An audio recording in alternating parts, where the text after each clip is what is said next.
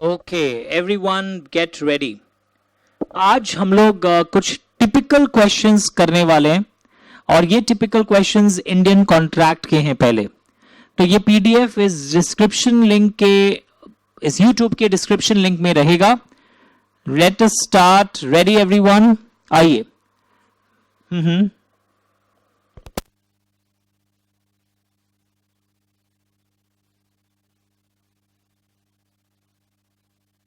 Okay. Mr. Joy owns 2 flats in a building. He wanted to sell flat number 101 to Mr. Joy. Roy. Joy के पास 2 flat थे, वो अपना flat number ये बेचना चाहता था। Mr. Joy offered to sell his flat 101 to Mr. Roy, but Mr. Roy thought that Joy wanted to sell flat number 102 and said yes for the agreement. तो क्या ये कॉन्ट्रैक्ट वैलिड है? ये बहुत अजीब क्वेश्चन है और ये मैंने ना घोड़े वाले एग्जाम्पल के द्वारा समझाया था। मेरे 2 घोड़े हैं, one is the black horse and other is white horse. दोनों पास पास खड़े थे और मैंने आपको बोला मेरा वो वाला घोड़ा बेचोगे, तो आपने मेरे फिंगर के मूवमेंट को व्हाइट हॉर्स की तरफ समझ लिया, पर मैं बेचना चाहता था ब्लैक हॉर्स और आप खरीदना चाहते थे व्हाइट। यानी बेसिकली ये कौन सा केस है, याद आया आपको sir? When 2 parties agree upon the same subject matter in the same sense, that case we are talking about. हमारे इस पर्टिकुलर एग्जाम्पल में और इस क्वेश्चन में ये वो ही है कि one of the essential elements of valid contract is consent, free consent. और यहां पर कंसेंट ही नहीं है, 2 or more persons consent when they agree upon the same subject matter. आप मेरी तरह मार्क करिएगा ताकि वर्ड्स सेम टू सेम आए। इन द सेम सेंस, यहां पर both parties have given their consent, but actually consent as per law is not taking upon, has not taken place. They have not agreed upon the same subject matter in the same sense. So agreement is a void agreement. ये void agreement है, therefore they did not have mutual consent. It is not a valid contract. क्या ये contract valid है? तो ये valid नहीं होगा, वो सही है, पर आंसर का शुरुआत करने का स्टाइल देखिए, how the answer started and it picked up momentum. that आप इंडियन कॉन्ट्रैक्ट के essential elements को रेफर करोगे, write in exam, write in answer, ये लिख थोड़ा शो ऑफ करना पड़ेगा। एंड मोस्ट इंपॉर्टेंट, आप इसको भी लिख के आओगे। इसको कंसेंसस एड आइडम भी बोलते हैं। This is also called as consensus ad idem. Is it okay? Let us start the next question. Karan agreed to purchase a wooden table for his study room from Mr. X. Table was in good condition and was examined by Karan before purchasing. Examine किया उसने। He found no defects. उसे कोई defects यहां पर नहीं मिले हैं, and he paid 2000 for the table. Later on it was found that one leg of the table, later on जब वो एग्जामिन किया तो table was in good condition, बाद में लगा कि टेबल का एक लेग टूटा हुआ है, and mister X has pasted the wood and tried to hide the defects in the table. Okay Can Karan return the table and claim the amount back? Explain with reference to Indian Contract Act. Sir मुझे लग रहा है ये fraud का case है।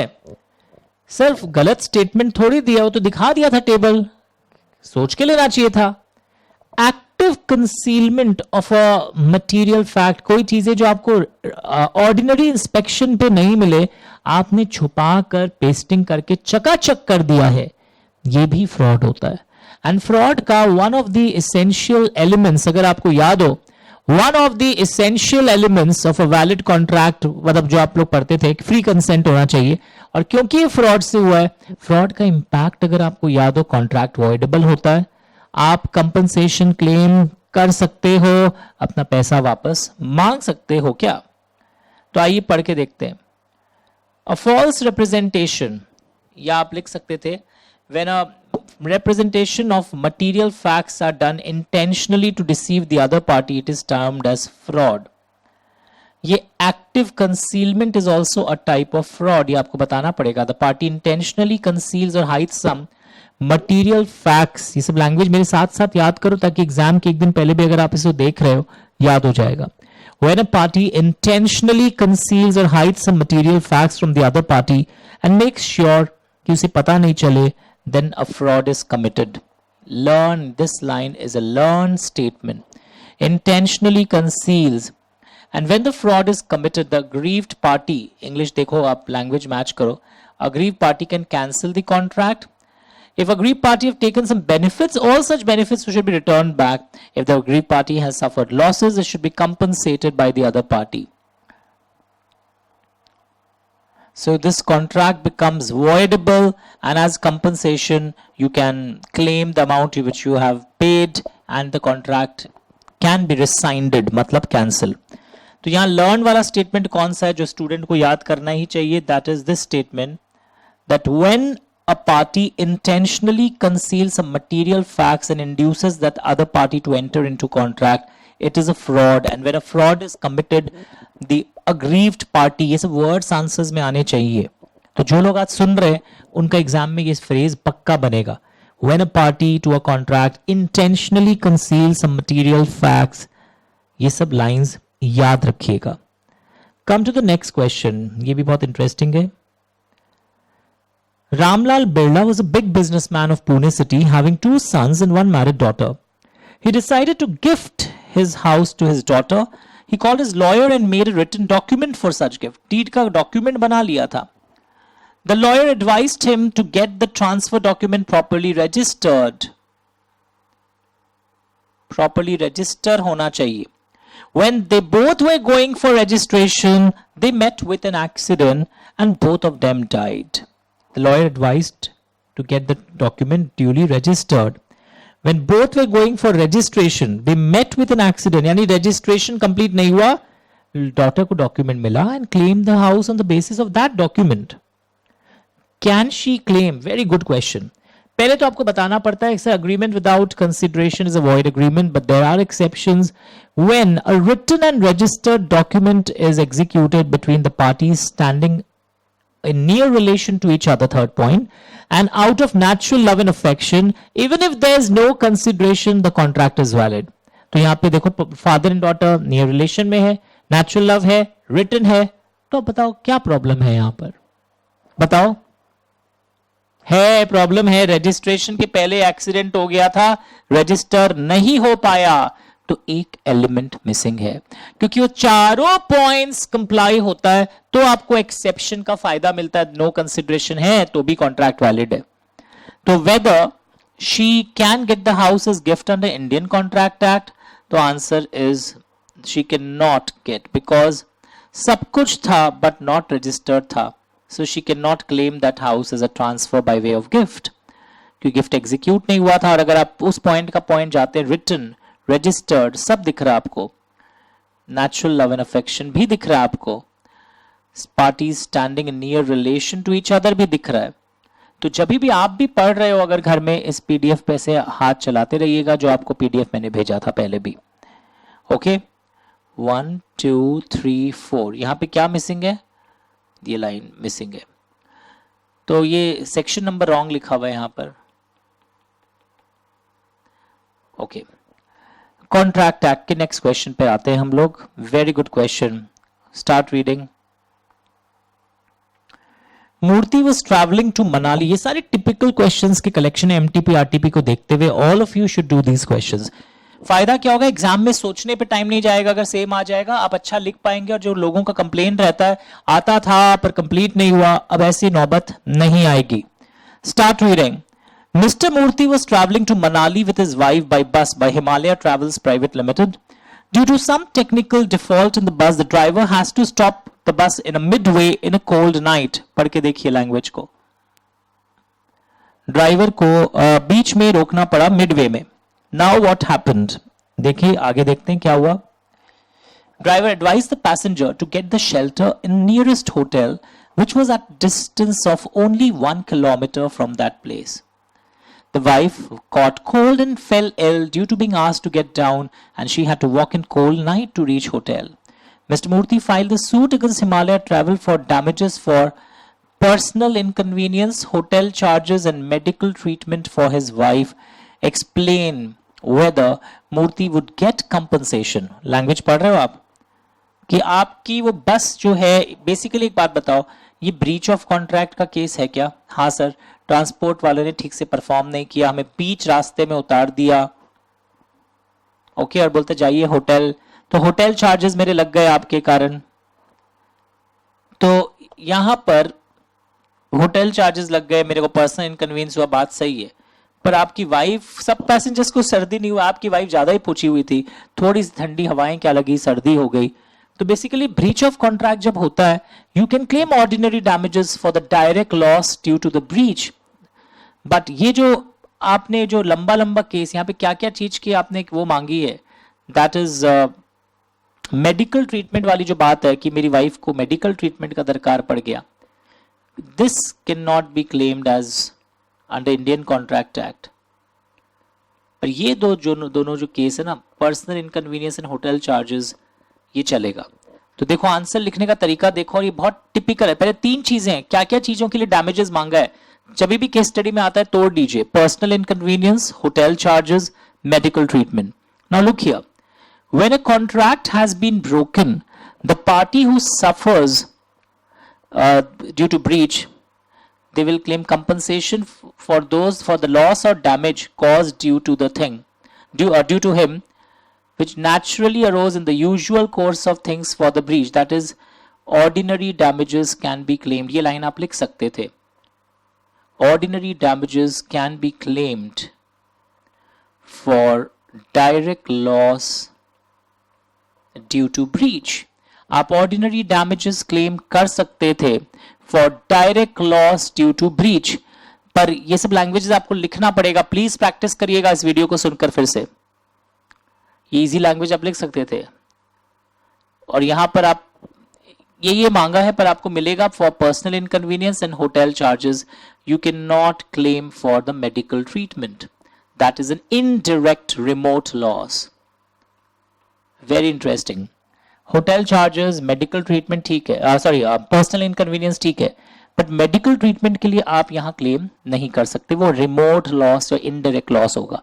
तो just imagine questions कैसे कैसे घुमा के पड़ा हुआ ही था आपका, पर आपका ये प्रैक्टिस अगर आप मेरे संग इस सेशन का करेंगे और इसके एंड तक ये बड़े रिवीजन को देखोगे तो आपकी लाइफ इजी हो जाएगी. Next, Kapil went to a departmental store to purchase a steel pan. He asked the salesman about the area in departmental store where steel pans are kept.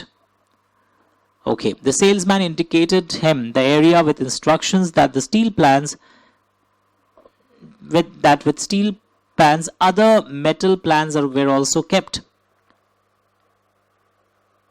Kapil wrongly picked an aluminum pan instead of steel pan. The salesman watched, देखा, मैंने आपको बता दिया दोनों type के pan आप उठा लीजिए, but said nothing to Kapil.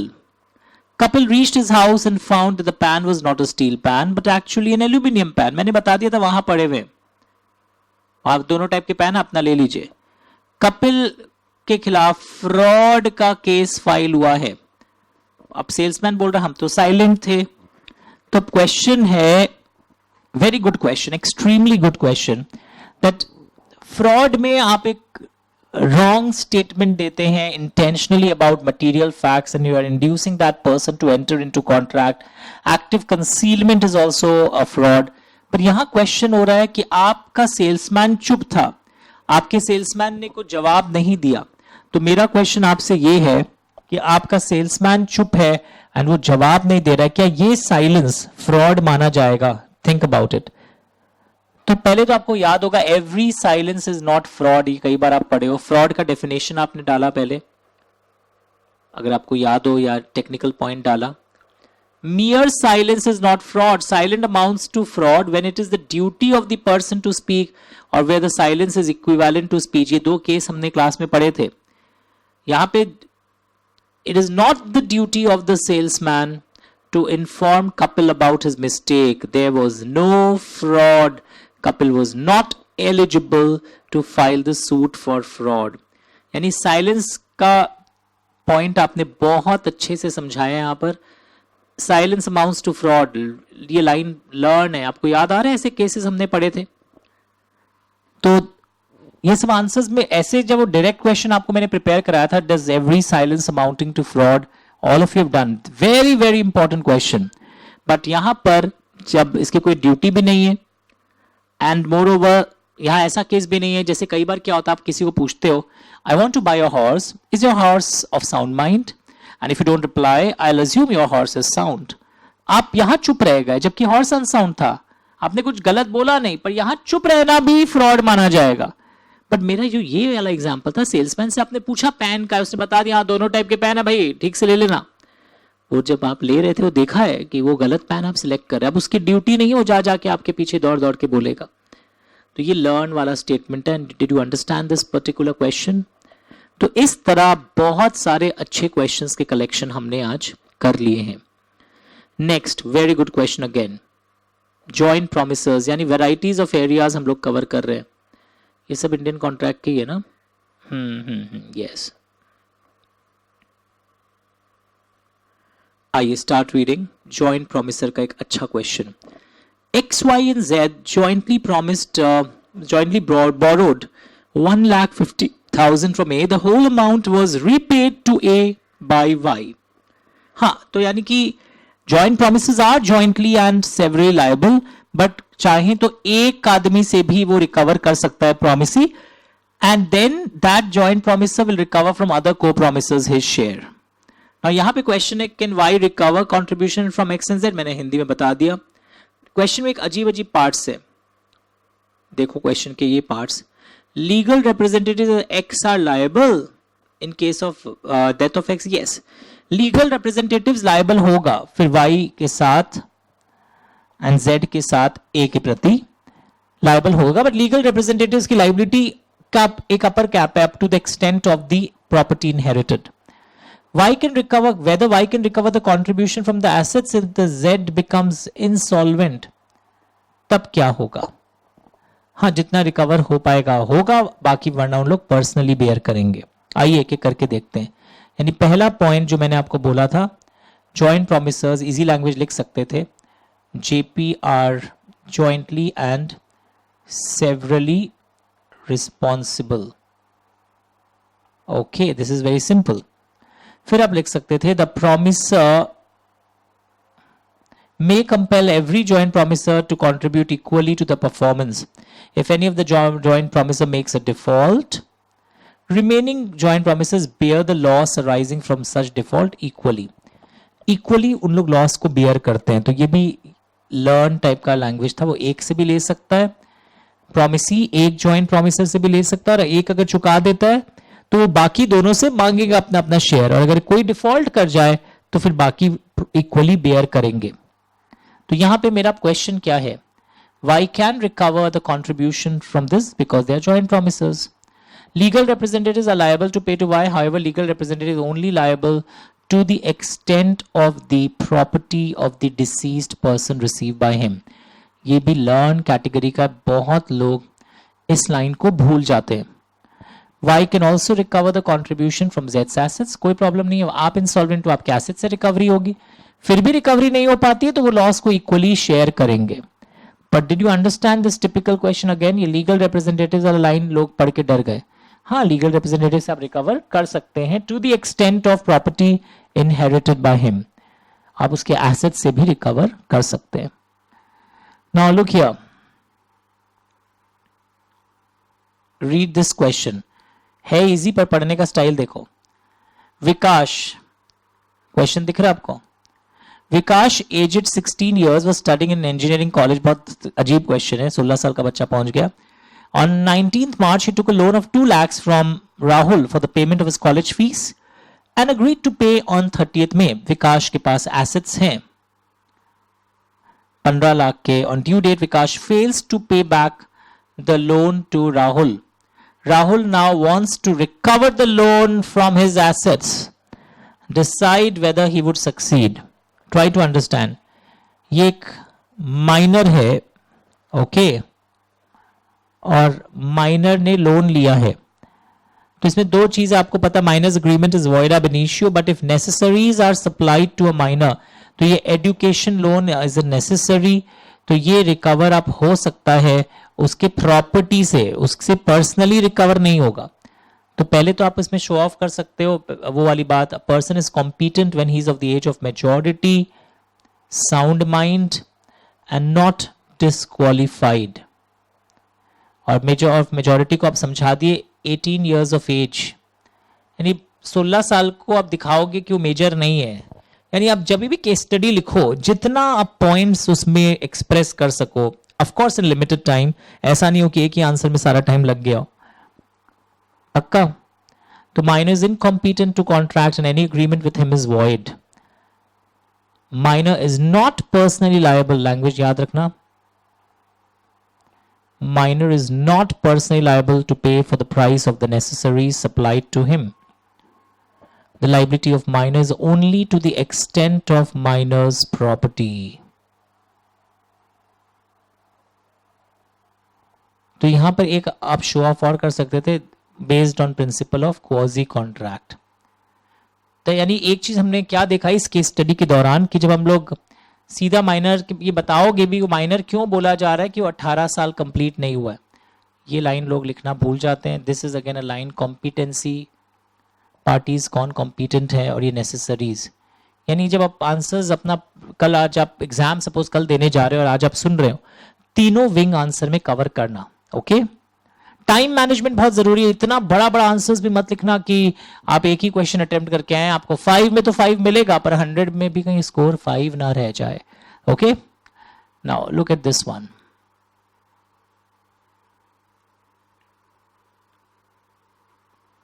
Rahul goes to supermarket to buy a washing machine. दिख रहा है question? He selects a branded washing machine having a price tag of 15,000 after discount of 3,000. Rahul reaches at cash counter for making the payment, but cashier says, "Sorry sir, discount was up to yesterday." ये tag बस रह गया था, आज नहीं है discount. You have to pay 18,000. Rahul got angry and insists for 15,000. तो अब ये पढ़ के कई लोग को लगता है हाँ जब टैग लगाया ही है तो देना ही चाहिए। बताना पड़ेगा that when the goods are displayed in a shopping mall, it is an invitation to offer. So this was not an offer by the shopkeeper. Invitation to offer, in under this concept, you are inviting the other party to make an offer. So when Rahul went to the cashier, he is making an offer. Cashier may accept it or may not accept it. तो ये सबको समझा के आना पड़ेगा आपको। Before offer, there is a stage of invitation to offer. Acceptance of an invitation to an offer does not result in the contract. An offer emerges later on. ये line बहुत इंपॉर्टेंट है।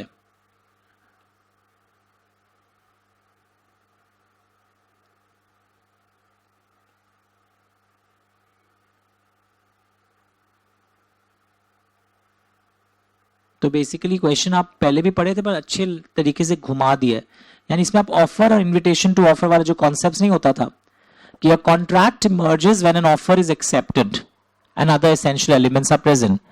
But यहां पे ये जो हुआ है, invitation to offer का acceptance does not result in a contract. ये तो बेसिकली आप ऑफर दे रहे हैं, they may accept it, they may not accept it. तो ये मैंने क्लास में भी करवाया था कि पहले इस टाइप के शॉपिंग मॉल वाले डिस्प्लेस का आंसर ऐसे शुरू करना चाहिए। But there is a difference between the concept of offer and invitation to offer. फिर इन्विटेशन टू ऑफर का डिफरेंस आप समझाओगे, आप आने वाले सीरीज में, रिविजन सीरीज में भी देखे थे। नेक्स्ट, ये सारे टिपिकल क्वेश्चंस के कलेक्शन है। An anticipatory breach of contract occurring before the time fixed for performance has arrived. An anticipatory breach is a breach of contract जो टाइम के पहले होता है। और फिर पूछा गया 7 मार्क्स के लिए, discuss the effect of anticipatory breach. देखिए वेरी अजीब question. An anticipatory breach is a breach of contract occurring before the time fixed for performance has arrived. ये बात सही है। एंड इसमें फिर इफेक्ट क्या होता है? It can be cancelled immediately that point of time or you can wait till the due date. दोनों ऑप्शंस है आपका। जैसे इफेक्ट आप देखोगे, पहले बात सही है, before the time fix for performance, when the promisor informs before the time that I am not going to perform, this is anticipatory breach. He can treat the contract as cancelled and sue opposite party, जो aggrieved party, वो हाथों हाथ आज compensation के लिए sue कर सकता है without waiting till the due date. Language ध्यान से देखो. एंटीसिपेटरी ब्रीच मेरे को 10 दिन पहले वो बोल दिया तो आज वो कैंसिल कर देगा आप सुन के, एंड वो आज ही आपको कंपनसेशन के लिए स्यू भी कर सकता है. They can immediately sue you for compensation. Are you getting this everyone? और एक ऑप्शन देखो, he may elect not to cancel but to treat the contract alive and operative and wait till the due date. Language मिला?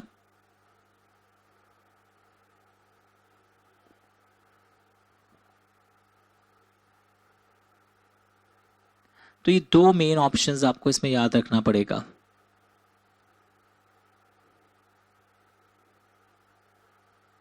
और फिर suppose due date तक wait करते करते कोई सुपरवीनिंग इम्पॉसिबिलिटी हो गया, असली में वॉर ब्रेकआउट हो गया, पैंडेमिक हो गया, और अब सामने वाला परफॉर्म नहीं कर रहा है, तो फायदा उठाएगा सुपरवीनिंग इम्पॉसिबिलिटी में, तो केस बनता नहीं है इफ यू रिमेंबर.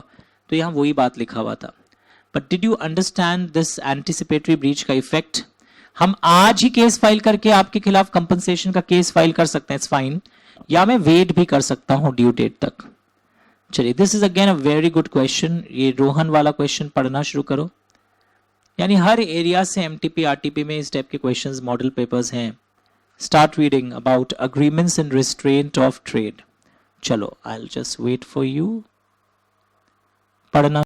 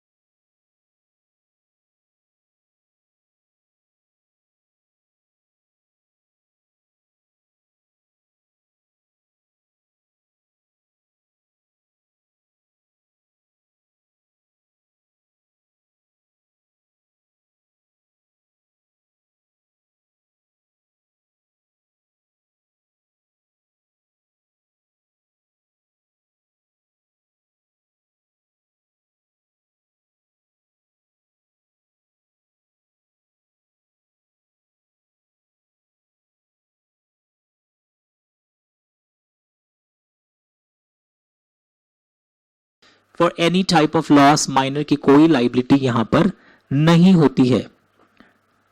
लैंग्वेज पढ़ के देखिए. All of you start reading. पक्का. इस मार्क्ड पीडीएफ को मैं इसमें अटैच करवा रहा हूं ताकि आपको भी फोकस पता रहे क्या क्या पढ़ना है. Okay. Next, joint promises. Again a good question. तो ये कॉन्ट्रैक्ट के बहुत बेहतरीन अच्छे क्वेश्चंस हम लोगों ने आज देखे. नाउ यहां पर क्या लिखा हुआ है इस कॉन्ट्रैक्ट एक्ट के जॉइंट प्रोमिसेस पर? क्या क्वेश्चन है देखो. Krish, Kamya and Ketan are partners in a firm. कई लोग तो पार्टनर्स पढ़ते ही हमेशा सोच लेते हैं ये इंडियन पार्टनरशिप का क्वेश्चन है. रुको. दे जॉइंटली प्रॉमिस टू पे 6 लाख टू दिया. Kamya became insolvent and his private estates are paying only 1/5 of her share. यानी 2-2 लाख सबको देना था, बट काम्या कितना दे रही है? ओनली 1/5. यानी कि वो दी है 40,000. यानी कितना नहीं आया उससे? 1,60,000 नहीं आया. तो वो इन लोग दोनों इक्वली बेयर करेंगे. यानी कि 80,000 इन लोग बेयर करेंगे. क्रिश इज कंपेल्ड टू पे होल अमाउंट. तो वो क्रिश केतन से ले लेगा, कोई टेंशन नहीं है. To what extent they can recover the amount from Ketan? 2,80,000 आप रिकवर होगा. ये आपको मैंने ओरल कैलकुलेशन दिखाया, बट लिखने का स्टाइल क्या? पहले तो जॉइंट एंड सेवरल लाइबिलिटी रहती है, एंड एनी वन को पूरा अमाउंट देने के लिए बोला जा सकता है. एंड अगर कोई, और वो बाद में दूसरों से रिकवर कर लेगा. And if joint promises make a default, the remaining promises will bear the loss equally. जो उनके डिफॉल्ट से होता है. ये हमने एक क्वेश्चन आगे और देखा था, पर ये बेटर है क्योंकि इसमें 1/5 वाला चीज आया है. तो उसमें लोग है ना कैलकुलेशन रॉन्ग दिखाते हैं कई बार. पहले पार्टनर्स का क्वेश्चन है नहीं, ट्राई टू अंडरस्टैंड. ये प्लेन क्वेश्चन है on which topic? Joint promises पर. तो ये सब लैंग्वेजेस वापस से प्रैक्टिस करना, क्योंकि अब एग्जाम के टाइम आने वाले. तो मैं फिर से जल्दी से इसको अच्छे अच्छे क्वेश्चन यहाँ पर रिवाइज करवा दिया हूँ. So this takes care of your Indian contract MTP RTP questions. Now wait, Indian contract में ना बड़े बड़े केस स्टडीज और आ सकते हैं जो मैंने क्लास के दौरान कई क्वेश्चंस करवाए थे. Please do that. ये तो टिपिकल वंस है, छोटे होके भी थोड़े से इरिटेटिंग क्वेश्चंस थे, और जो मैंने क्वेश्चंस क्लास में करवाए थे उसको मत भूलना. वो और स्ट्रेटेजिक क्वेश्चंस है, लाइक प्रिविटी ऑफ कॉन्ट्रैक्ट के एक्सेप्शन से बहुत सारे क्वेश्चंस और डेवलप हो सकते हैं. Don't miss those areas. Okay. तो ये एक छोटा सा क्लिप था आज on MTP RTP of Indian contract act questions. And एक चीज और बता दूं आपको, यहां दिखा देता हूं. मैंने रिसेंटली एक टॉपिक करवाया था जो कई लोग, एक छोटा सा लिंक भेजा था, लोग देख नहीं रहे. वहां से क्वेश्चंस आ सकता है. I will show it to you अगर मुझे खुद को दिख गया तो. Just a second. यस, मैंने लिक्विडेटेड डैमेजेस और पेनल्टी के ऊपर कुछ कॉन्सेप्ट आपको वापस से दिया था. वापस देखिए. कई लोग पूछते हैं मुझे लिक्विडेटेड डैमेजेस एंड पेनल्टी के बीच में क्या डिफरेंस है. तो Indian law makes no difference between penalty and liquidated damages. India के कोर्ट्स बोलते हैं कि अगर आपके साथ ब्रीच ऑफ कॉन्ट्रैक्ट होता है तो आपको एक रीजनेबल कंपनसेशन दिया जाएगा, but that reasonable compensation can not exceed the amount mentioned in the contract. Courts will never allow more. मतलब लिखा है, इंडियन कॉन्ट्रैक्ट बोलता है that if the parties have fixed the damages will be, courts will never allow more, but the courts may allow less depending on the case. तो यहां पर एक reasonable compensation मिलेगा. इंडिया में parties can not recover penalty. Understood. India में liquidated damages होता है. Liquidated damages क्या होता है? It's a genuine pre estimate कि ये प्रोबेबल लॉस है और आप पहले से लिख करके देखते रखते हैं. ओके. वही प्री एस्टिमेट जब अनरीजनेबल अमाउंट का होता है तो इंग्लिश लॉ में उस अनरीजनेबल फिगर को हम पेनल्टी बोलते हैं. तो इंडिया में याद रखिएगा, even if the figure of liquidated damages is mentioned, courts may allow a lesser amount. एक exception है, when a person gives bond to central government or state government for the performance of any public duty or act in which the public are interested, in that case he will be liable to pay the whole amount of liquidated damages. यानी अगर contract government के साथ और वहां आपने government को धोखा दे दिया, then the figure mentioned as liquidated damages, that figure can be recovered. बाकी जगह मैंने बोला lower sum could have been recovered. तो ये क्वेश्चन है जो मैंने आपको करने बोला था, और क्वांटम मीरियड भी पढ़ लीजिएगा, बहुत दिन से नहीं आया. You can get a question on quantum meruit too. Now apart from this हमने इन्हीं क्लासेस में एक चीज और नया देखा था. I just share with you that particular question. Just a second.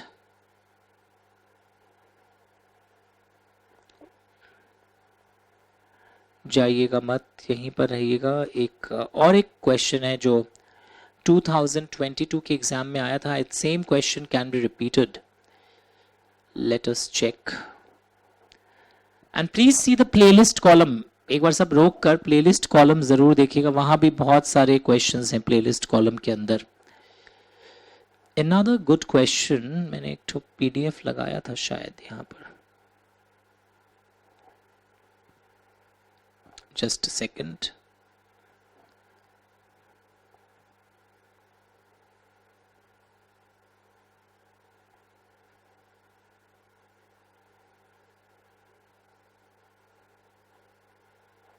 एक परफॉर्मेंस ऑफ कॉन्ट्रैक्ट पे एक अनकॉमन क्वेश्चन था, वो भी अपने लोग को करना है. I am sharing it with you. Performance of contract, and please do neglected topics like contingent contract, wagering agreements. इनके टॉपिक लैंग्वेजेस बहुत डिफिकल्ट होते हैं. डिफरेंस बेस्ड क्वेश्चंस आपने बहुत सारे रिवाइज किए ही होंगे. सुपरविनिंग इम्पॉसिबिलिटी और उसके एक्सेप्शंस वाले क्वेश्चन भी. Yes, I got it finally. Look here everyone, this question. Sheena was a classical dancer. She entered into an agreement with Sheetal Vidya Mandir for 60 dance performances. As per the contract, she was to perform every weekend and she will be paid 10,000 per performance. Okay, अब क्या हुआ यहाँ पर? After a month, she was absent without informing due to her personal reasons. वो आना बंद कर दी. क्या मैनेजमेंट के पास right to terminate है? Of course. They can terminate. पर इसको लिखने का स्टाइल क्या है देखेंगे. If the management informed कि आपको हम टर्मिनेट नहीं करेंगे, आप आइए, क्या फिर बाद में 1 महीना बाद हम टर्मिनेट कर सकते हैं? नहीं. एक बार आप उनकी गलती को अगर माफ कर चुके हैं, आप उनको टर्मिनेट नहीं कर सकते. सुनने में इजी लग रहा है. Third part, can Sheetal Vidya Mandir claim damages if it has suffered because of the breach? कर सकते हैं, बताइए हाँ या ना. यस, ऑफ कोर्स वो डैमेजेस क्लेम कर पाएंगे. Now look at the words. When a party to a contract has refused to perform और disabled himself from performing his promise in its entirety. Sheena है ना, शीना नहीं आए. When one of the party did not perform its part, the other party may put an end to the contract. कब हम end नहीं कर सकते वो देखो. But if I have by my words or conduct express that the other party should continue, भूल हो गई कोई बात नहीं, आप कंटिन्यू करिए, तो मैं बाद में कंटिन्यू कैंसिल नहीं कर सकता बाद में. when a party is refused to perform, आया नहीं, और disabled himself from performing, कहीं और आप उस दिन अगर नाच रहे हैं, यहां नहीं आए और एक जगह नाच रहे हैं, तो यहां तो आप डिसेबल हो गए ना. एक ही टाइम पे 2 बिल्डिंगों में कैसे नाचेंगे? हिंदी पिक्चर तो है नहीं कि गाने में एक बार वहां नाच के आ गए स्टेज पे, फिर यहां नाच के आ गए. तो लैंग्वेजेस डेवलप करना होगा. When a party has refused to perform और disabled himself from performing, languages मिल रहा है. A person who rightfully cancels the contract can claim compensation for any damage he has sustained through non-fulfillment of the contract. He has the right. I have cancelled it correctfully. मतलब मेरा right सही cancellation हुआ है, मेरा अधिकार था, and I can claim the compensation. तो थोड़ा लैंग्वेज पढ़ के जाइएगा कि अगर कोई ऑपोजिट पार्टी एब्सेंट अपना परफॉर्म नहीं कर रहा है, आप कैंसिल कर दीजिए. बट अगर एक बार आपने कंटिन्यूएंस के लिए या तो आपने बोला है हाँ ठीक है, या आप चुप है, जब वो आई और गाने लग गए स्टेज पे आपने रोका भी नहीं, तो मतलब your conduct showed that you want that she should सिंग, तो अब बाद में कैंसिल नहीं कर सकते. तो ऐसे बहुत बड़े बड़े केस स्टडीज हम लोगों ने अप्रोप्रिएशन ऑफ पेमेंट पे भी किया था, रेसिप्रोकल प्रोमिसेस पे भी केस स्टडी आ सकता है, वो भी आपने किया है. सारे वेराइटीज को करना है आपको, प्रिंसिपल ऑफ रेस्टिट्यूशन के बेसिस पर भी. तो जितना आप रिवाइज करोगे उतना अच्छा होगा. कई बार पता है गंदा पेपर आ जाता है, कई बार डायरेक्ट क्वेश्चंस आ जाते हैं. फॉर एग्जांपल क्वाजी कॉन्ट्रैक्ट की जगह पता है क्या पूछ लिया, what do you mean by constructive contracts. ये कंस्ट्रक्टिव कॉन्ट्रैक्ट्स भी क्वाजी कॉन्ट्रैक्ट ही होते हैं. तो कमेंट दे देगा, quasi contract is based on the principle of restitution, principle of unjust enrichment, principle of equity समझाते हुए फिर आप 68 से 72 को ब्रीफली समझाओगे. डायरेक्ट क्वेश्चन में एग्जाम में याद रखना आंसर्स नहीं वो एग्जाम्पल्स नहीं लिखे जाते, आपको प्रोविजंस लिखना पड़ता है, क्योंकि आप एग्जाम्पल्स भी अगर लिखने जाओगे ना आंसर बहुत बहुत बड़ा हो जाएगा. तो ये कॉन्ट्रैक्ट एक्ट के कुछ हैं, अगले दिनों में मैं दूसरे एक्ट्स के भी कुछ अनकॉमन क्वेश्चंस कराऊंगा, बट कॉन्ट्रैक्ट वाले थोड़े से कंफ्यूजिंग माने जाते हैं. So I have done it again today. तो क्वेश्चंस अब आपको और कुछ एक्स्ट्रा नहीं करने की दरकार है.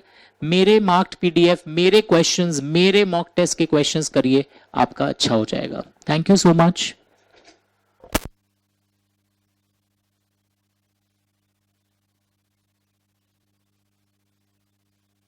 चलिए अब हम सेल ऑफ गुड्स एक्ट के कुछ अच्छे अच्छे क्वेश्चंस को करने वाले हैं. Am I audible? Yeah. Now, Avyukut purchased 100 kgs of wheat from Bhaskar at 30 per kg. Bhaskar says wheat in his warehouse. Bhaskar says that wheat is in his warehouse in the custody of Kishore, the warehouse keeper. अव्युकुत ने purchase किया है 100 KG Bhaskar से. भास्कर बोलता है कि wheat उसके warehouse में है, वेयरहाउस कीपर के पास. वेयरहाउस कीपर है किशोर. Kishore confirmed Avyuk that he can take delivery of wheat from him. Until then, he is holding wheat on Avyukut's behalf. Before Avyukut picks the goods from warehouse, the whole wheat in the warehouse has been flowed in flood.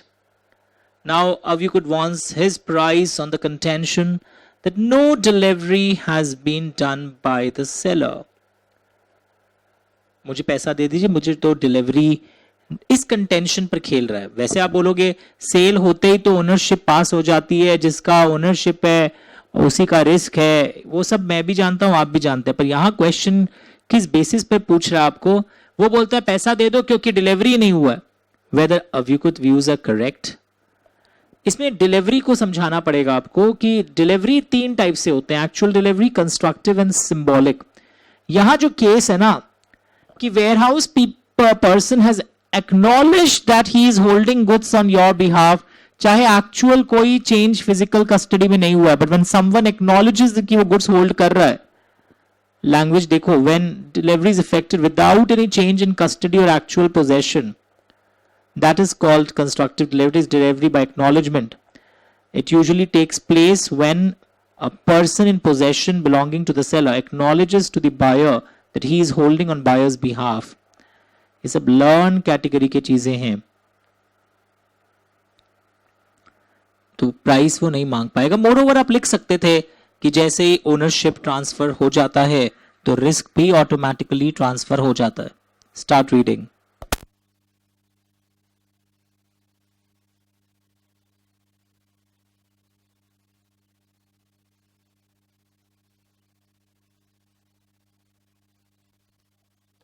तो ये typical questions हैं, these are not difficult, but these are some typical questions which we have seen कि जो MTP RTP में आए हुए, तो by chance same paste हो जाए तो सोचने में टाइम नहीं जाए हमारा.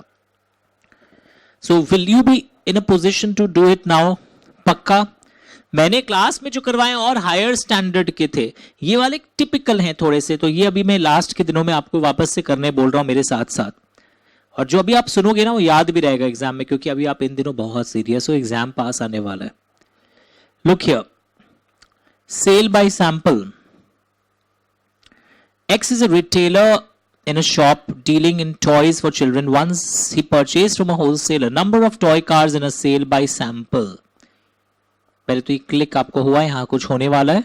A boy came to the retailer's shop to buy few toys. The retailer sold one of the toy cars to a boy.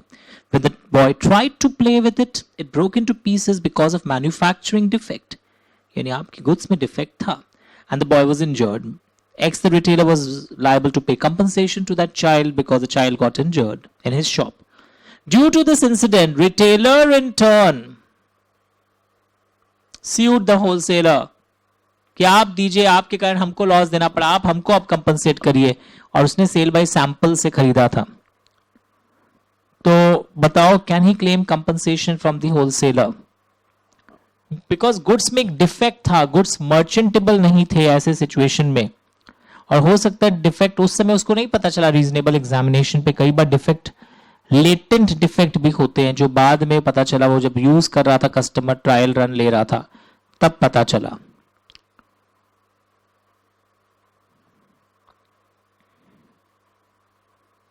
अब आप बोलोगे तो एग्जामिनेशन करके लिया, बिकॉज यहाँ पे आप बोलना चाहोगे कि वो एग्जामिनेशन करके लिया होगा तो भी वो क्लेम कर सकता है। ये वर्ड है लेटेंट डिफेक्ट, छुपा हुआ डिफेक्ट था इस टॉय में।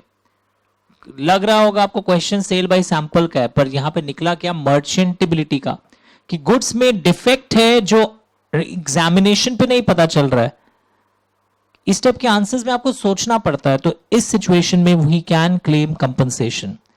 तो look at this question, sale by sample लगेगा पर सेल बाय सैंपल एक्सप्लेन करने का मौका नहीं मिला यहां पर। तो कंडीशन एज टू मर्चेंटेबिलिटी मतलब goods should be fit for use, उसके लिए I have the right to examine, buyer is given the right to examine and he can reject the goods अगर कोई एग्जामिनेशन में डिफेक्ट पता नहीं चला पर बाद में पता चला because the defect was also a latent defect. Is it fine everyone? Check करके देखिए, श्योर, पक्का? If retailer can claim compensation, of course. आइए अब इस क्वेश्चन को पढ़ते हैं मिलकर। वैसे हिंट्स ऊपर मिल गए, एग्जाम में से हिंट्स नहीं मिलेगा आपको, सिर्फ छपा हुआ आएगा question.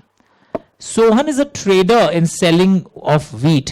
Binod comes to his shop and asks Sohan to show him some good quality wheat. Binod is satisfied with the quality of wheat. Sohan agrees to sell 100 bags of wheat to Binod on 10th June. The delivery and payment was to be made in the next 3 months. Before the goods are delivered, Sohan gets another customer in his shop, Vikram, जो higher price देने के लिए ready हो गया, वो उसको बेच दिया, which are already in his possession even after sale to Vikram. Vikram had no knowledge कि Sohan is not the owner because ownership तो transfer हो गया। तो ये basically Nemo dat QR non habit सुना आपने कि जो खुद owner नहीं हो दूसरे को कैसे दे सकता है, but उसके exception थे कि seller के पास अगर possession में goods हो after the sale also and the third party is innocent and he buys for consideration, तो it is a valid sale. पढ़ के देखिए, where the sale by seller in possession even after sale if the following conditions are satisfied. तो in case में अगर सारे condition satisfy हो रहे, even if is not the owner, ये सेल वैलिड माना जाएगा। पढ़ के देखिए। और सेल बाय सैंपल नहीं था, टॉय वाला केस मर्चेंट, एक लड़का पूछ रहा है सैंपल समझा दें क्या उसमें, क्यों समझाओगे, यहां मर्चेंटेबिलिटी वाला पॉइंट है। तो टॉय वाला example was a very good example कि मर्चेंटेबिलिटी में क्लॉज होता है you have right of examination and there may be some latent defect which were not found on reasonable examination, तो भी आप क्लेम कर सकते हो that the goods are defective. अगर वो बोलेगा तुमको पता नहीं चला टॉय लेते वक्त, रिटेलर को होलसेलर बोलेगा कि आपको पता नहीं चला टॉय डिफेक्टिव है, बोला कि नहीं लेटेंट डिफेक्ट है, छुपी हुई डिफेक्ट है, नहीं पता चला मेरी आंखों से। ये पढ़िए again, this is a typical one. P was running a shop, language देखना ध्यान से, selling good quality washing machines. वो एक दुकान चलाता था जहां अच्छे क्वालिटी के वॉशिंग मशीन्स बेचे जाते थे। Mr. Q came to his shop and asked for a washing machine which is suitable for washing woolen clothes. P showed him a particular machine which Q liked. ये showed का मतलब है sample है, and वो बोला मुझे woollen clothes के लिए चाहिए, यानी डिस्क्रिप्शन भी था। Later on, when the machine was delivered, it was found it was wrong machine and also unfit for washing woolen clothes.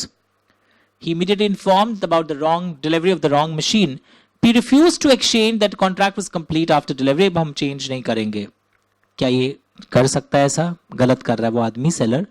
Good sample के अनुसार एंड डिस्क्रिप्शन, तुम बोलोगे सैंपल जो दिखाए थे वही तो आपको दिए हैं, पर डिस्क्रिप्शन वुलन क्लोथ्स के लिए सुटेबल होना चाहिए था।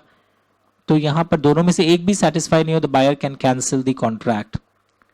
एंड मोर ओवर एक और एक चीज है, buyer makes known the particular purpose and relied on seller skill, यानी quality of fitness for particular purpose भी वो बता दिया था।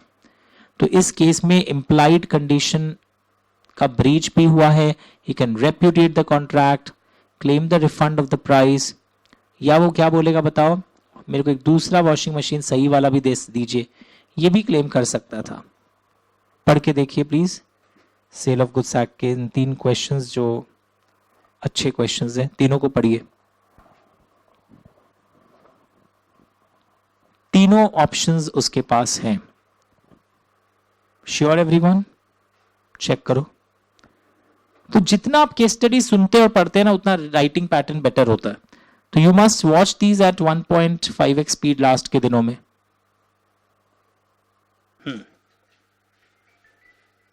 चलिए, एक और सेल ऑफ गुड्स एक्ट का एक बहुत अच्छा क्वेश्चन है, 2022 के एग्जाम में आया था। फुल पेज करिएगा, let us read it together.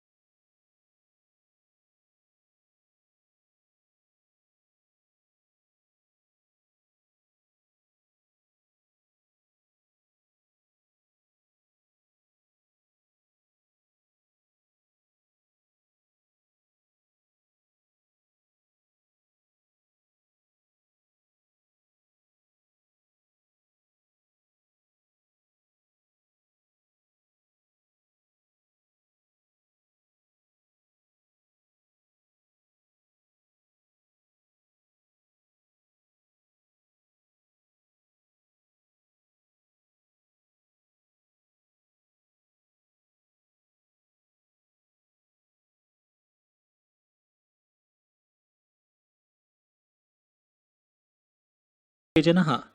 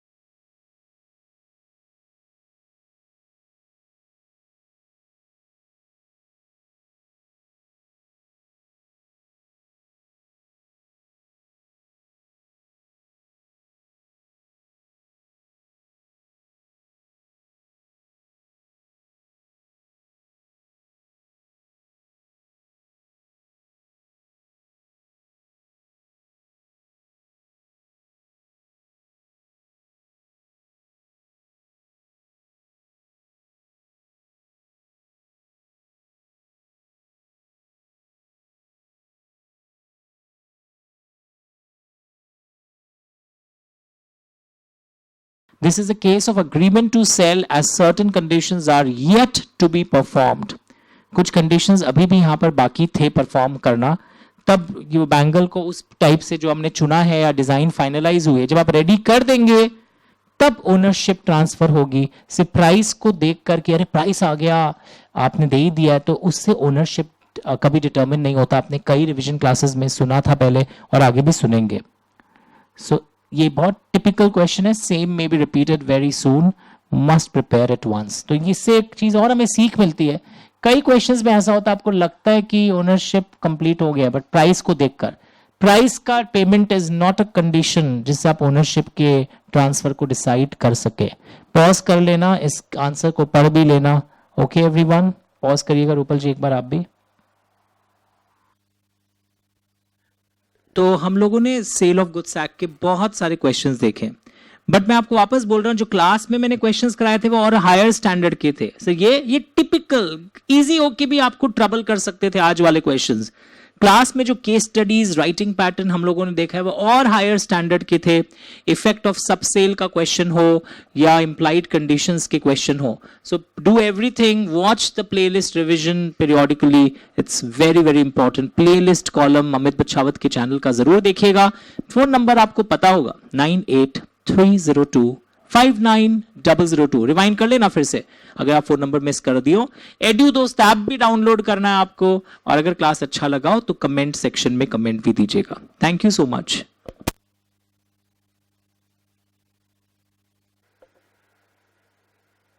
Okay, company law के क्वेश्चंस अब हम लोग करेंगे. कंपनी लॉ के भी कई क्वेश्चंस मैंने करवाए हैं, स्पेशली जब हम लोग स्मॉल कंपनी के डेफिनेशन को पढ़ते हैं, प्राइवेट कंपनी के डेफिनेशन को पढ़ते हैं, फॉरेन कंपनी के डेफिनेशन को पढ़ते हैं, गवर्नमेंट कंपनी के डेफिनेशंस को पढ़ते हैं. वहां से बहुत सारे केस स्टडीज आते हैं. ओपीसी से भी केस स्टडीज आते हैं. एक्सपेक्टेड भी है एग्जाम में, ओपीसी से केस स्टडी एक्सपेक्टेड भी है. आज हम लोग कुछ टिपिकल इजी केस स्टडीज करेंगे जो है इजी पर आपको तकलीफ देते हैं. और इसी वीडियो के डिस्क्रिप्शन लिंक में ये पीडीएफ भी मार्क्ड पीडीएफ डला हुआ होगा. आइए लेट्स स्टार्ट. आर्टिकल्स बोलता है कि board can take loan up to rupees so and so by passing board resolution and in case the loan is in excess of that said limit एक SR pass करना पड़ेगा general meeting में. Board को urgently पैसे चाहिए थे. They applied for loan in reputed bank without passing SR. Board gave an undertaking to bank that SR has been passed. Oh, the bank, on believing such undertaking, lent the money. On demanding the repayment, company denied the payment as it was Ultra Wires the company. तो क्या company यहाँ पर ultra vires clause के आधार पर मना कर सकती है? एक कॉन्सेप्ट था डॉक्ट्रिन ऑफ इंडोर मैनेजमेंट. पहले तो क्वेश्चन था खराब क्यों है कि अल्ट्रा वायर्स देखकर लोग डॉक्ट्रिन ऑफ अल्ट्रा वायर्स सोचने लगे. पर यहां पे एक्चुअली ये same question royal British bank case, नाम याद रखना पड़ेगा, बहुत पॉपुलर नाम है. यहां पर भी सेम केस लॉ हुआ था और जहां पर देखा गया था that according to the doctrine of indoor management outsider dealing with the company need not inquire into internal regularity. अंदर क्या गड़बड़ है, सही है, आउटसाइडर को इंक्वायर करने की दरकार नहीं पड़ती है. वो अज्यूम करेगा अंदर सब कुछ सही है. तो bank can believe on that undertaking. So on the basis of doctrine of indoor management, bank can claim the amount of loan from the company and the bank can believe that the undertaking is correct and they need not inquire further. मैं एक बार full page करता हूँ, आप नजर डाल लीजिए. जिसको screenshot लेना हो मार्किंग्स के आप देख सकते हैं. This is the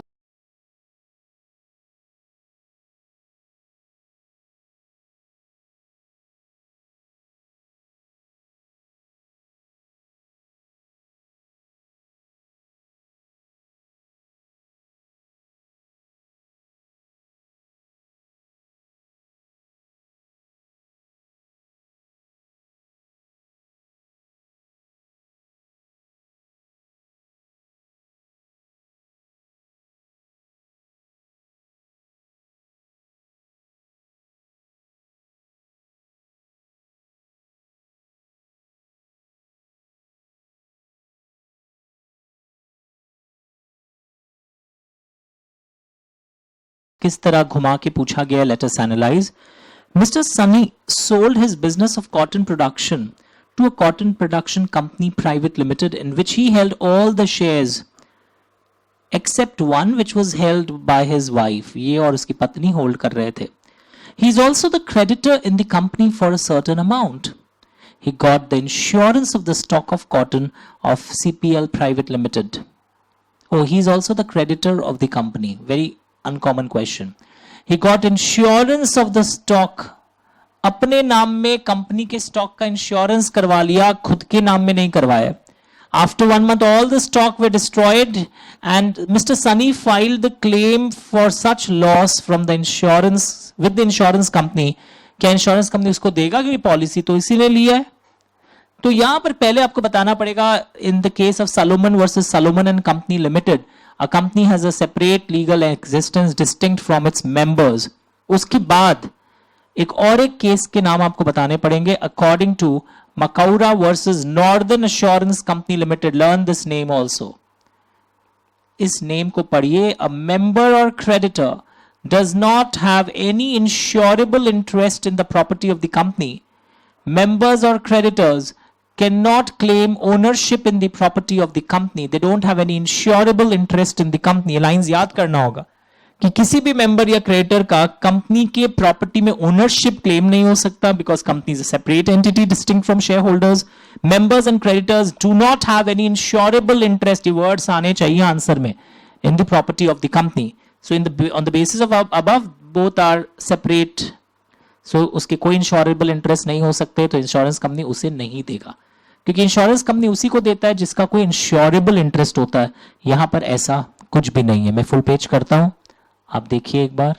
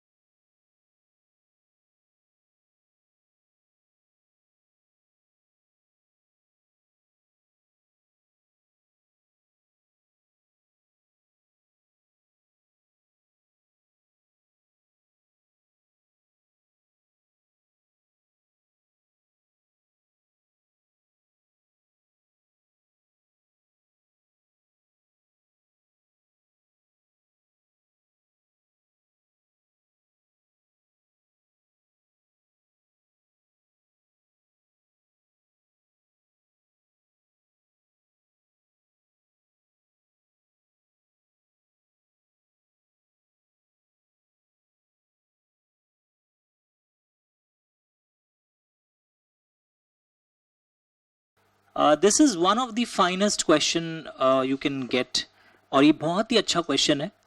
Jagannath oils limited is a public company जिसमें 220 मेंबर है। पब्लिक कंपनी में तो कितने भी मेंबर हो सकते हैं। वैसे आपको बता दूं यहाँ हो क्या रहा है, एक पब्लिक कंपनी अपने आप को प्राइवेट कंपनी में कन्वर्ट कर रहा है। और आपको एक बैकग्राउंड पहले दे देता हूं, इजी लगेगा। प्राइवेट कंपनी के डेफिनेशन में क्या सीखा है, जिसके आर्टिकल्स ऑफ एसोसिएशन में 3 रेस्ट्रिक्शंस होता है और वो उनका पालन भी करता है। It restricts right to transfer shares, it prohibits public issue of securities, and एक बीच में और पॉइंट था जो मैं अब लास्ट में बोल रहा हूं, that maximum number of members can be 200, but while counting 200 we do not include those employees members. Employee members मतलब कि जिन लोगों को हमने शेयर्स दिया है जब वो एम्प्लॉयमेंट में थे, या persons who have been formerly in employment and they were members while in that employment and they have continued to be members after the employment ceased. Okay, they will not be included in the number of members. यानी कि कौन कौन से employee members, कौन कौन से employees नहीं आएंगे? Persons who are in the employment of the member and they are also the shareholder, वो नहीं आएंगे. Persons who have been formerly in the employment, employment खत्म हो गया फिर भी मेंबरशिप चल रहा था, and after that employment terminated they are still members and they are continuing to be members, they will not be included. यहां question में प्रॉब्लम क्या है आपको मैं बताता हूं. यहां पर इस सिचुएशन में 25 members were employees of the company. कब से कब, डेट देखो, क्वेश्चन का डेट देखो आप. क्वेश्चन में लिखा है 1 अप्रैल 2006 से लेकर 28 जून तक इन लोग क्या थे, एम्प्लॉयमेंट में थे. सॉरी, इनके पास लिखा है 25 मेंबर्स वेयर एम्प्लॉइज इस पीरियड में. दे वर अलॉटेड शेयर्स ऑन 1 जुलाई, जो उन्होंने बेच भी दिया 1 अगस्त 2006 को, और बाद में उन्होंने फिर शेयर्स एक्वायर किया. ट्राई टू अंडरस्टैंड, ये जो जब एम्प्लॉयमेंट में थे और उन्हें शेयर्स मिला, उसको क्या बोलते हैं हम लोग, एम्प्लॉयमेंट में थे. वो वाले शेयर्स जो उनको एम्प्लॉयमेंट के दौरान मिले थे वो एक्सक्लूडेड है. यानी कि 1 अप्रैल से 28 जून 2016 वाले पीरियड के जो इनको शेयर्स मिले हुए वो एक्सक्लूडेड है. वो तो उन्होंने बेच दिया 1 अगस्त को, और बाद में उन्होंने 1 दिसंबर को क्या किया है, शेयर खरीदा है. Okay, after some time on 1 December each of those 25 members acquired shares and they're holding till date. तो क्वेश्चन है क्या उनको रिड्यूस करना पड़ेगा अपना नंबर ऑफ मेंबर्स, वरना नॉर्मली व्हाट हैपन, 220 में हम माइनस कर देते 25 तो हमें दिखाई देता 195, और हम बोलते कि नहीं, उनको तो रिड्यूस करने की दरकार नहीं है. पर अब यहां पे क्वेश्चन हो रहा है क्या होगा, and what will be your answer if 25 members were an employee for the period, अभी तक वो अगर मेंबर, उनका मेंबरशिप चल रहा है, आज भी वो अगर हमारे मेंबर्स हैं, as well as 25 members were the employees. Understood? यहां पर क्या हो रहा है कि वो अगर एम्प्लॉयमेंट नहीं छोड़े हो और शेयर्स भी है तो क्या होगा. ऊपर वाले केस में क्या हुआ था, एम्प्लॉयमेंट खत्म हो गया, शेयर भी बेच दिए, फिर बाजार से जाके वो बस नया शेयर खरीदे. तो लिखा है वही लोग नया शेयर खरीदे एम्प्लॉयमेंट के बाद, एम्प्लॉयमेंट खत्म होने के बाद जब वो नया शेयर खरीदते हैं तब वो वाला शेयर होल्डिंग माइनस नहीं होता है. आप मेरी बात समझिए, हम लोग क्या पढ़ रहे थे, 200 को गिनती करने के समय किसको माइनस करना है, 200 को गिनती करने के समय who are in the employment and shareholding. ठीक है सर, या who have been in the employment and while in that employment they were having shareholders and they are still having shareholding. उन लोग तो क्या किए इस एग्जांपल में, एम्प्लॉयमेंट खत्म होने के बाद अपना शेयर होल्डिंग बेच दिए. अब उन लोग बाजार से as a normal shareholder shares फिर से खरीदे, ये वाला एक्सेप्शन में नहीं माइनस होगा. हम लोग क्या माइनस करते थे, आप नौकरी में है, आप शेयर होल्डर भी हैं, आप गिनती में काउंट नहीं होंगे. और एक हम लोग क्या माइनस करते थे, जब आप नौकरी में थे हम आपको शेयर दिए थे, आज नौकरी नहीं है पर आप शेयर होल्डर आज भी हैं, तो भी माइनस हो जाता था, वो 200 में काउंट नहीं होता था. मेरे एग्जांपल में क्या हुआ है, इनकी नौकरी खत्म हुई, ये शेयर भी बेच दिए. ओके, फिर बाजार से जाके नया शेयर ले लिए, तो ये जो बाजार से जाके नया शेयर लिए इसके लिए इनको हम माइनस नहीं करेंगे. तो आंसर में पहले पूरा थ्योरी लिखना है. ये पोर्शन पे मार्क्स है, दिस इज ट्रिकी. कितने लोग समझा पाते हैं कि how this is excluded and not excluded, ये पोर्शन हमारा ट्रिकी पार्ट माना जाता है. एंड फिर आपको यहाँ पे आंसर मिल ही गया है, कंपनी को रिड्यूस करना पड़ेगा बिकॉज ये वाले जो 25 लोग हैं ये उस लिमिट में जुड़ेंगे. सर आप तो पढ़ाते थे ना, आप एम्प्लॉई मेंबर्स एक्सक्लूडेड है, past employee members excluded and try to understand उसका मतलब क्या था. When you were in employment at that time you were allotted shares and you are continuing to hold that. यहाँ पर ऐसा नहीं हुआ, यहाँ तो बेच दिए थे, बाजार से नया शेयर लिए. ओके, और अगर वो नहीं बेचते तब वो काउंट नहीं होगा, तब आपको रिड्यूस नहीं करना पड़ेगा. क्वेश्चन का एक सेकंड पार्ट क्या था? अगर आपने क्वेश्चन का सेकंड पार्ट देखा, क्वेश्चन का सेकंड पार्ट था will your answer be different if 25 members were the employees. अभी तक वो अगर मेंबरशिप उनकी चल रही हो 28 जून 2017 तक, अगर अभी भी उनका मेंबरशिप चल रहा है, तब वो एम्प्लॉय मेंबर्स और एक्स एम्प्लॉय मेंबर्स की तरह ट्रीट होके माइनस हो जाएंगे 200 से. तो did you understand the difference between the two questions? Very tricky. एक केस में वो 200 में जो हम लोग एक्सेप्शन मानते थे उसके अंदर माइनस नहीं हुए, नीचे वाले में हो गए, बिकॉज वो अभी भी अपना एम्प्लॉयमेंट छोड़े नहीं है, तो वो कंटिन्यू हो जाएंगे, वो एक्सेप्शन में पड़ जाएंगे, माइनस हो जाएंगे, and then the company doesn't have to reduce the number of members before reducing it. So this was a little tricky one. तो I hope all of you have done it. एक और अजीब question यहाँ पर है, और ये nothing but Salomon का केस ही पूछ लिया है.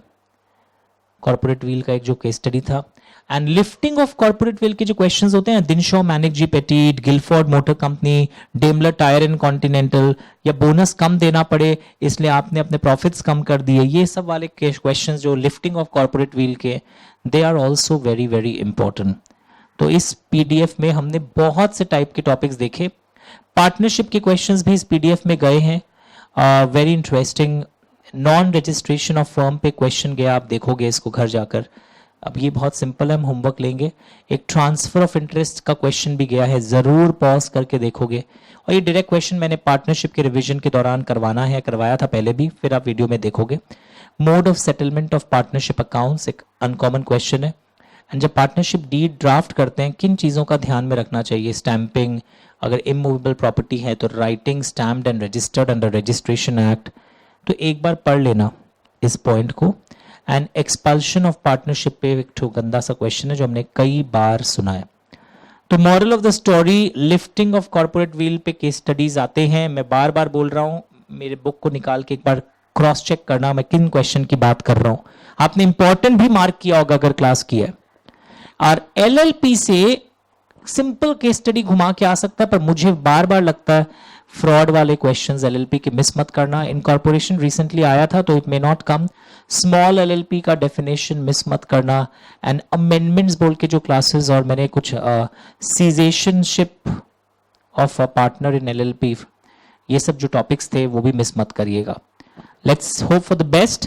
एंड प्लेलिस्ट कॉलम और मेल्स जरूर चेक करते रहेगा पीरियोडिकली, और अपडेट्स आते रहते हैं जो आपको पता होना चाहिए था. Thank you so much. Bye.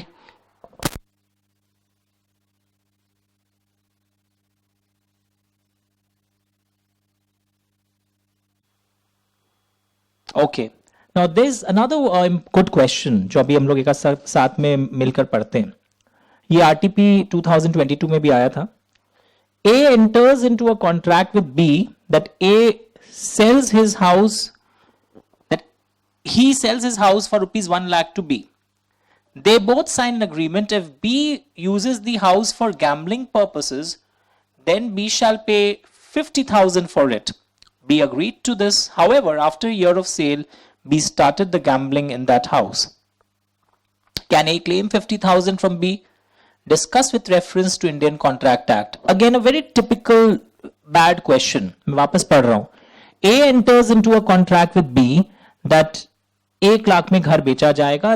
They both signed agreement कि अगर गैम्बलिंग के लिए यूज होता है तो एक्स्ट्रा 50,000 देना पड़ेगा, और 1 साल बाद एक्चुअली में गैम्बलिंग के लिए यूज हुआ तो क्या वो 50,000 B से मांग पाएगा? पहले तो बता दूं इस टाइप के कॉन्ट्रैक्ट्स का परिणाम अंजाम क्या होता है. ये लैंग्वेज पढ़िए. According to Indian contract act, section number important नहीं है. ये सेम एग्जांपल हमने रेसिप्रोकल प्रॉमिसेस के बाद वाले पैराग्राफ में भी ऐसा एक एग्जांपल पढ़ा था. In an agreement where some part of the object is legal, ये लैंग्वेज सही है, and some other part of the object of the agreement is illegal, then the question arises whether this agreement is valid or not.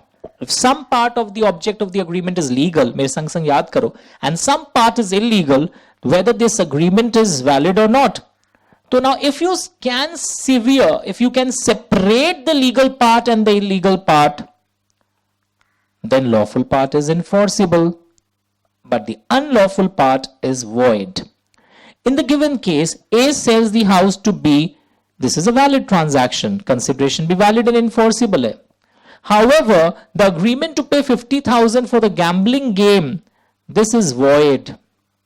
So याद रखना, in the instant case, sale of house agreement is a valid agreement, but the gambling agreement जो illegal clause है आपके उस agreement में, this is not enforceable by law. तो ये gambling के आधार पर जो आप 50,000 रिकवर करना चाह रहे थे, ये रिकवरी possible नहीं होगी. So this was again a good question which I think one should do. उसको कर लेना चाहिए. इस टाइप के क्वेश्चन भी अच्छा क्वेश्चन था, ये पूछा जा सकता है एग्जाम में. ओके, नाउ वैसे ही यहां पर एक और एक क्वेश्चन नंबर यहां पे आपको दिखेगा, या आपकी बुक में हो सकता नंबर अलग हो.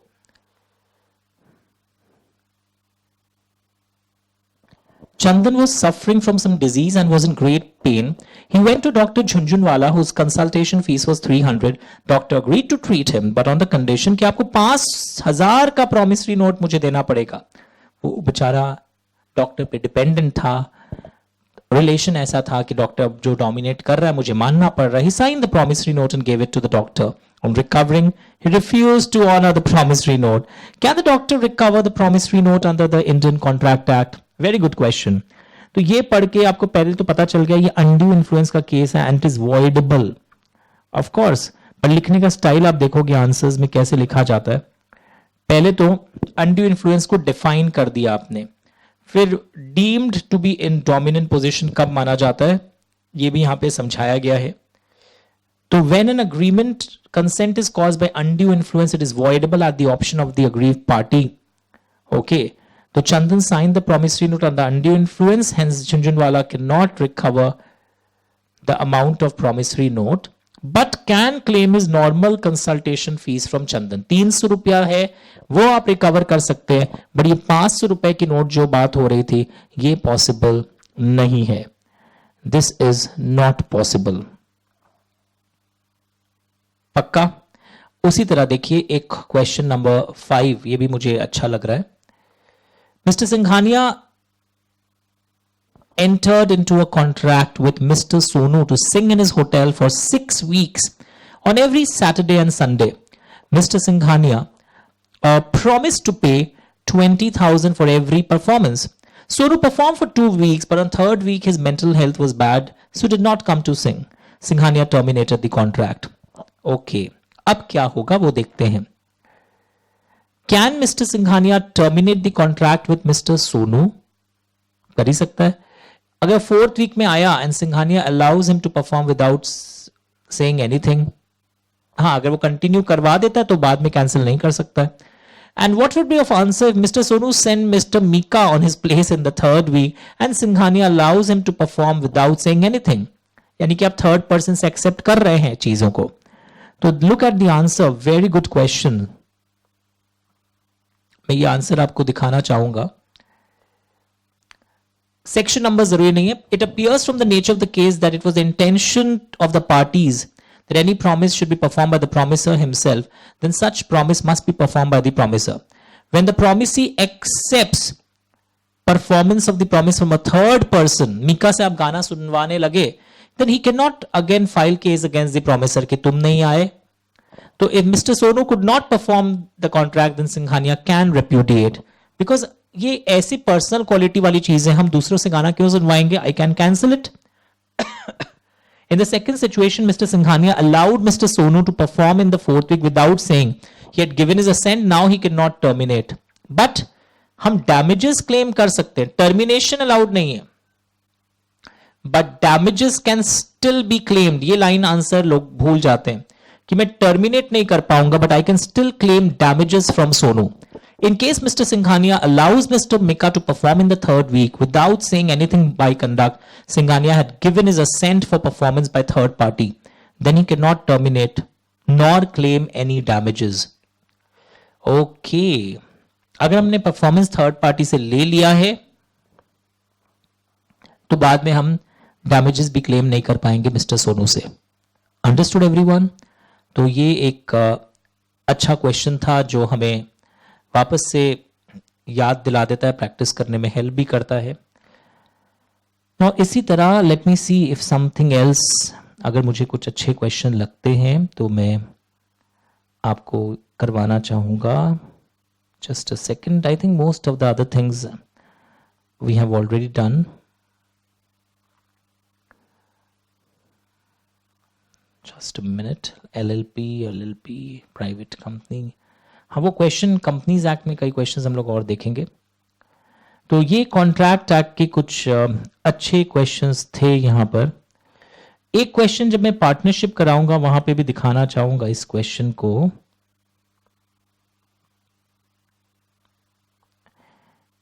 एक प्राइवेट कंपनी के नंबर ऑफ मेंबर्स पे भी क्वेश्चंस अच्छे आने के चांसेस हैं। Just a second. क्वेश्चन 12, एक अनकॉमन क्वेश्चन, थोड़ा सा typical one. Moni and Tony were partners in the firm. They admitted Sony as partner in the firm and he is actively engaged in day-to-day activities of the firm. There is a tradition in the firm that all active partners get a monthly remuneration, but no express agreement was there. After admission of Sony in the firm, Moni and Tony were getting salary from the firm, but no salary was given to Sony from the firm. Sony claimed remuneration but denied by existing partners, saying that there was no express agreement for the same. तो क्या Soni remuneration claim कर पाएगा? बाकी partners को मिलते हैं और इसको नहीं मिल रहा है, तो वो भी क्या रेम्यूनरेशन क्लेम कर सकता है या नहीं कर सकता है? हमारा सवाल ये है। तो पार्टनर को कोई रेम्यूनरेशन नहीं मिलता है अनलेस कि कोई एक्सप्रेस एग्रीमेंट हो या उनके बीच में कोर्स ऑफ डीलिंग्स हैं कि उसको मिलेगा। A partner can claim remuneration even in the absence of such contract when such remuneration is payable under the continued usage of the firm. Okay, मतलब उस फर्म में बाकी लोगों को मिलता है तो उसको भी मिल सकता है। In the given case, existing partners are regularly getting a monthly remuneration from the firm, customarily being working partners of the firm. As Sony is also admitted as a working partner, उसको मिलेगा।